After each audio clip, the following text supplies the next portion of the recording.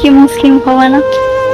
আমার তো মন দিল সব কিছু আল্লাহর রাস্তায় আচ্ছা না, ছেড়ে দিছি। আমার ভাই, আমার ছোট ভাই যখন মুসলিম হয়ে যাবে তখন কি তোমরা আর এরকম হিন্দু ধর্মে থাকবা? থাকবা না তো?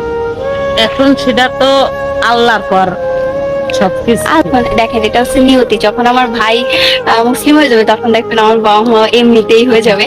তো অনেকের ভাবনায় হয়তো বা ভাবেন যে হবে না কোনোদিন, কিন্তু না, আল্লাহ কখন কাকে হিদায়ত দিবে আপনি আমি কিন্তু জানি না। আমি কিন্তু এরকম ছিলাম না, জানেন।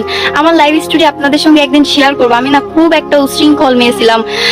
আমার বাবা মা জানেন আমি কতটা দুষ্টু ছিলাম। আমার বাবা মা এখন আমার এনে ভাবে যে আমার মেয়েটা সত্যি কি, এই যে আমার হ্যাপি, মানে আমার এই যে হাত না দেখেন, আমার এই হাতে মানে নখ, এত বড় বড় নখ, নেল পালিশ, আমি এগুলা অনেক পছন্দ করতাম। কিন্তু আল্লাহ আমাকে হিদায়ত দেশে দেখে আমি আজকে মানে নিজের এতটা পরিবর্তন করতে পারছি না, বলো মা?